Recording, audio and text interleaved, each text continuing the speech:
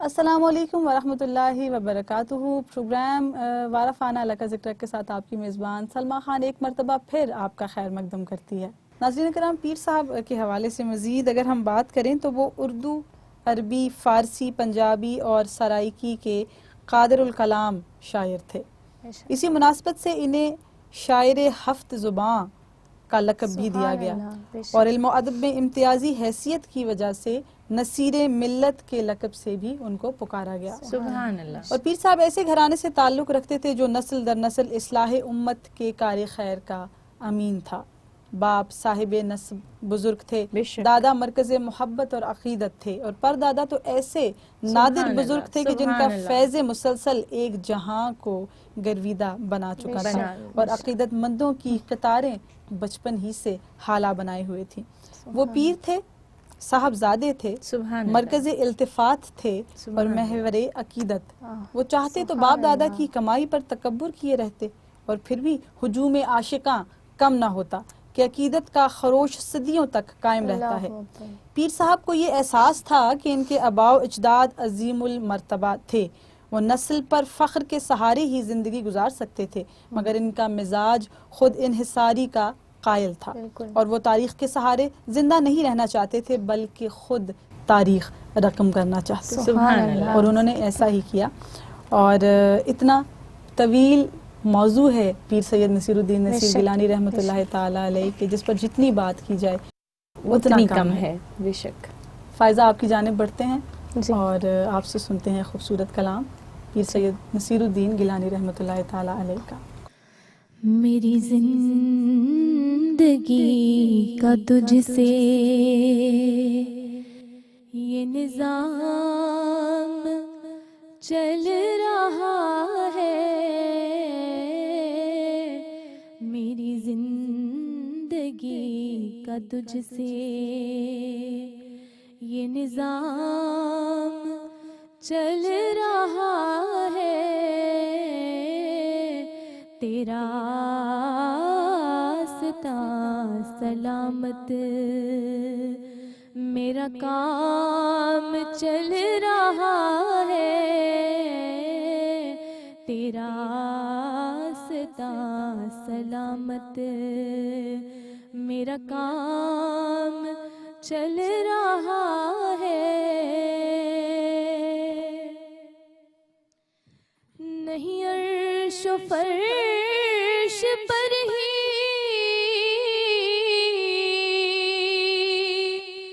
تیری عظمتوں کے چرچے،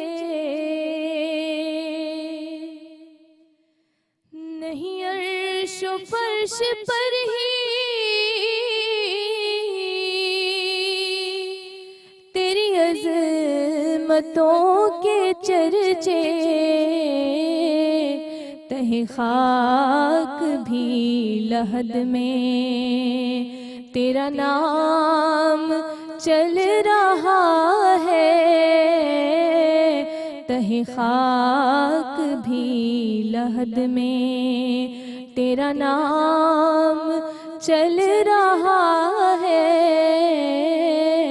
تیرا آستہ سلامت میرا کام چل رہا ہے، تیرا آستہ سلامت. اور تیری مہر کیا لگی ہے کہ کوئی ہنر نہ ہوتے، تیری مہر کیا لگی ہے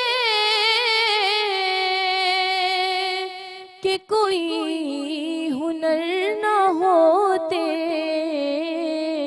میری شاعری کا سکہ سر عام چل رہا ہے، میری شاعری کا سکہ سر عام چل رہا ہے،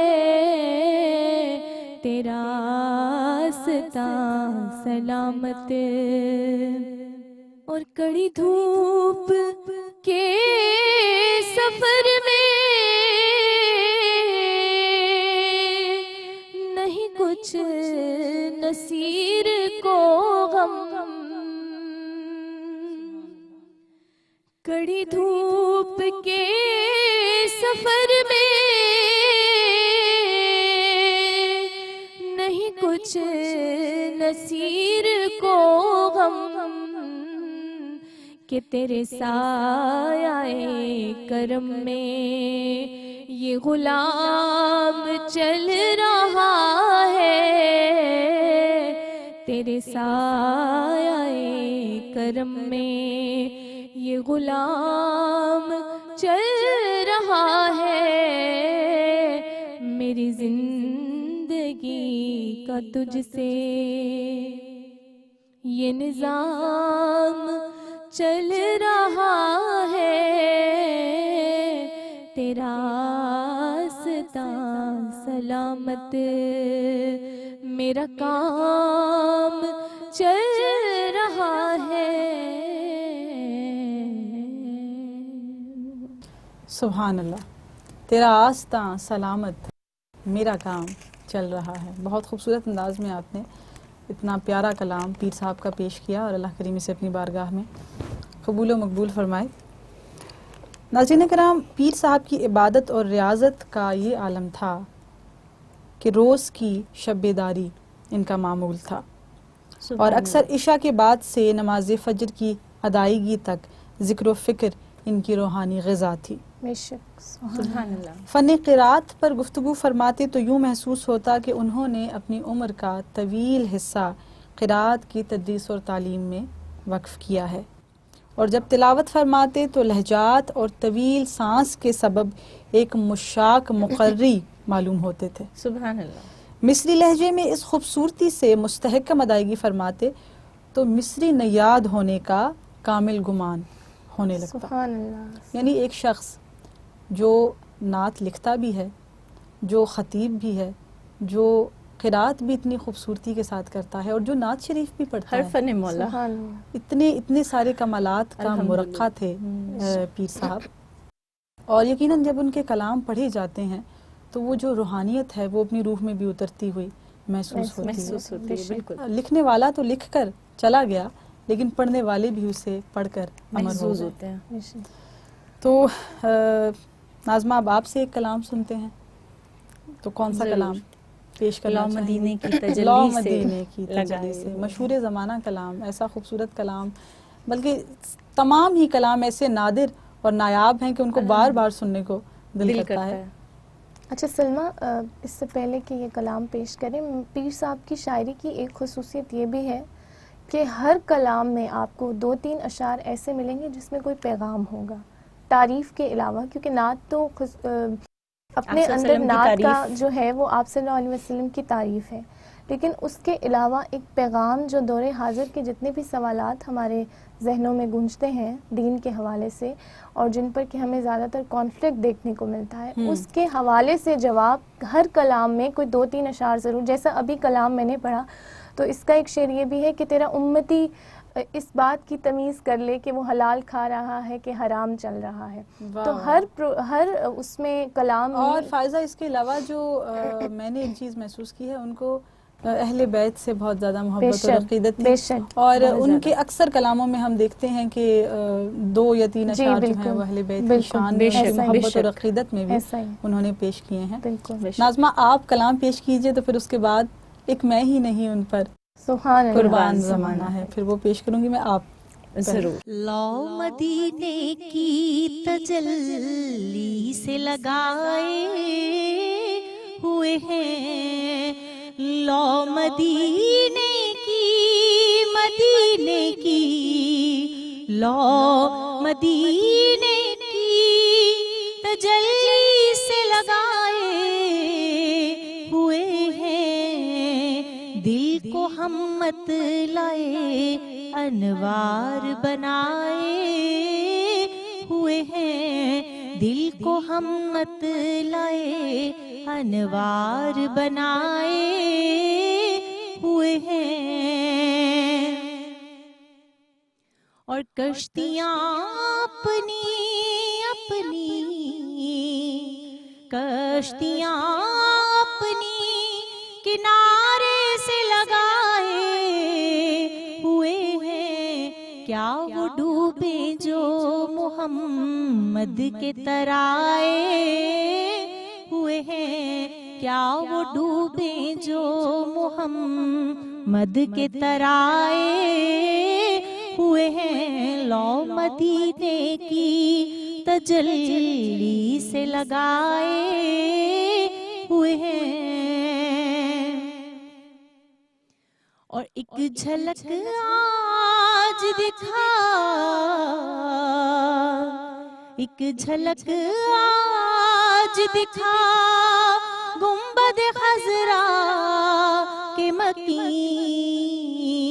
کچھ بھی ہے دور سے، کچھ بھی ہے دور سے دیدار کو آئے ہوئے ہیں، کچھ بھی ہے دور سے، کچھ بھی ہے دور سے دیدار کو آئے ہوئے ہیں، لو مدینے کی تجلی سے لگائے ہوئے ہیں۔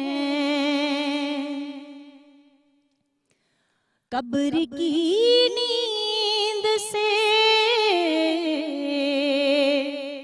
قبر کی نیند سے اٹھنا کوئی آسان نہ تھا، قبر کی نیند سے اٹھنا کوئی آسان نہ تھا، ہم تو محشر میں،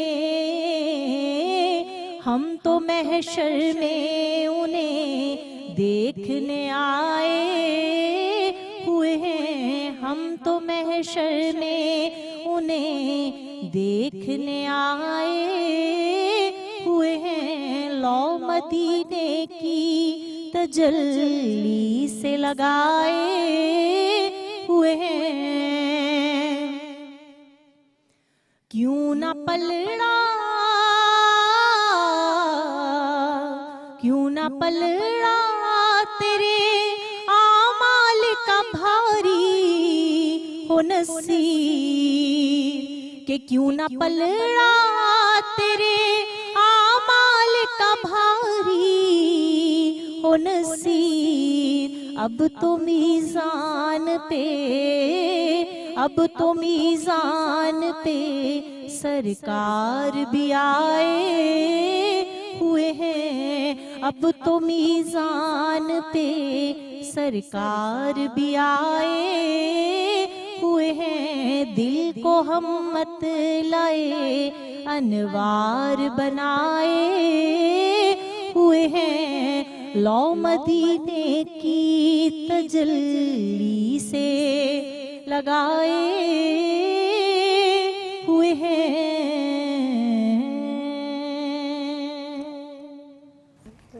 سبحان اللہ، سبحان اللہ، جزاک اللہ ناظمہ، بہت خوبصورت کلام تھا اور بہت لطف آیا، بہت سرور آیا اس کو سننے میں۔ جزاک اللہ۔ اور جس کلام کا میں ذکر کر رہی تھی، پیر صاحب کی محبتیں اور عقیدتیں اہل بیت کے لیے جو تھی، ان کی محبتوں کی نظر وہ کلام پیش کرتے ہیں انشاءاللہ۔ میرا ساتھ بھی دیجیے گا، آپ لوگ میرے ساتھ مل کر پڑھیے گا۔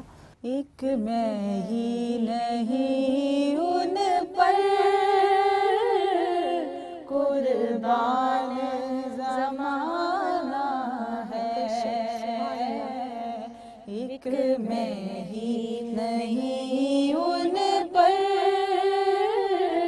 قربان زمانہ ہے، ایک میں ہی نہیں ان پر قربان زمانہ ہے، جو رب دو عالم کا محبوب یگانہ ہے،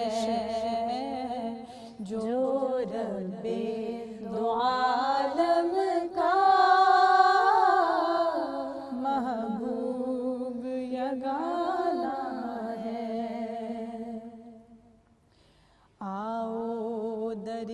زہرا پر پھیلائے ہوئے دامن. سبحان اللہ. آؤ در زہرا پر پھیلائے ہوئے دامن. آؤ در زہرا پر پھیلائے ہوئے دامن.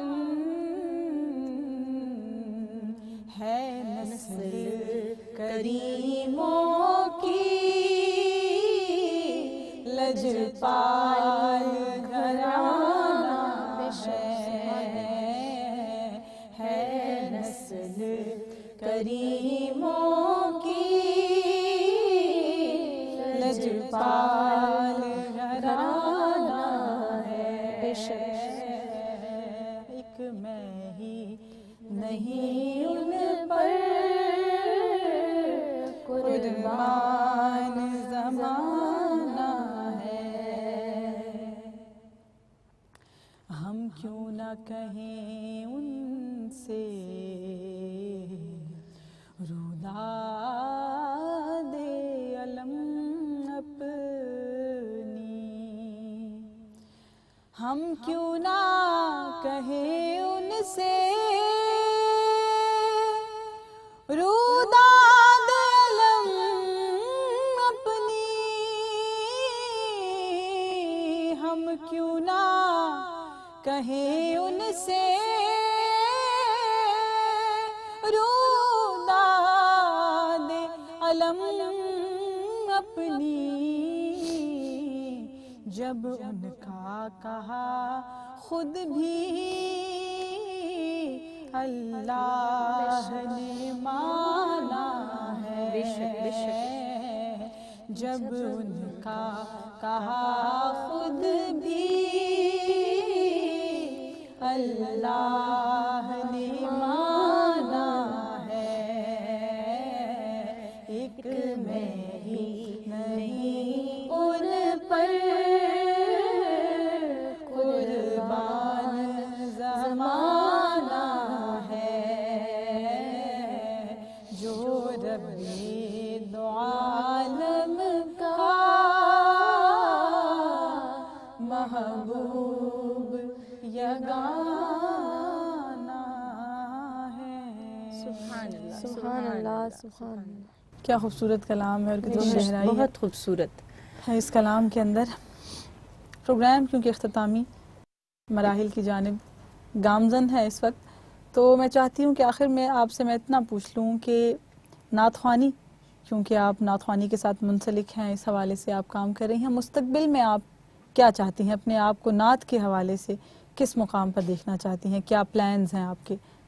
نعت ایک ایسی چیز ہے کہ جس کو میں سمجھتی ہوں کہ سیکھنا بہت ضروری ہے. ہر فن کو، ہر ایک چیز کو جب تک آپ سیکھ نہیں لیتے، جب تک آپ پرفیکٹ نہیں ہو سکتے. پرفیکٹ نہیں ہو سکتے. جب تک آپ اس کو سیکھتے نہیں ہیں تو پرفیکٹ نہیں ہو سکتے. اپنے بچوں کے حوالے سے تو میں چاہتی ہوں بچوں کے حوالے سے اگر بات کی جائے تو میں نے اپنے ایک بیٹے کا نام محمد حسان، میں نے حسان بن ثابت کی وجہ سے ہی رکھا ہے کہ اللہ پاک میری اولاد میں بھی یہ چیز ضرور آئے کہ وہ عقیدت مند ہوں، نعت کا ذوق و شوق رکھنے والے. بالکل. اور یقیناً جب ایک نعت خوان ماں کی گود میں وہ بچے کھیلیں گے تو آپ کیونکہ لوری میں بھی ان کو نعت سناتی ہوں گی، آئی ایم شیور، کیونکہ یہ میں بھی کرتی ہوں. آپ اکثر، میں آپ کو بتاؤں سلمہ، اکثر ایسا ہوتا ہے کہ میں جب کسی نعت کی پریکٹس کر رہی ہوتی ہوں تو میں جو پڑھ رہی ہوتی ہوں میرے ساتھ ساتھ ہی محمد حسان جو ہے وہ میرے ساتھ ہی پڑھ رہا ہوتا ہے. اللہ کریم سلامت رکھے آپ کے بچوں کو. فائزہ، آپ کہ کیا پلانز ہیں مستقبل کے حوالے سے؟ مختصراً بتائیے. جی سلمہ، بس میں ایک چھوٹی سی بات کہنا چاہوں گی کہ نعت کے حوالے سے آگہی بہت ضروری ہے، کیونکہ نعت کا جو اصل تھا، میں چاہتی ہوں کہ اس روح کو قائم رکھنے کے لیے کچھ ایسا کر جاؤں کہ لوگ اس کے اصل کو یاد رکھیں اور اسی کے اوپر فوکس کریں. جی یقیناً فائزہ نعت کے فروغ کے لیے ہم کوئی ایسا کام کر جائیں کہ جو ہمارے اس دنیا سے جانے کے بعد بھی ہمارے کام آتا رہے, ہمارے لیے توشہ آخرت بن جائے. آپ دونوں کی تشریف آوری کا پروگرام میں بہت بہت شکریہ, اپنا قیمتی وقت آپ نے نکالا, اور یقیناً بہت ساری برکتیں اور سعادتیں آپ یہاں سے اپنے دامن میں سمیٹ کر لے کر جا رہی ہیں. انشاءاللہ زندگی سلامتی رہی تو دوبارہ اسی پروگرام میں آپ سے ملاقات ہوگی.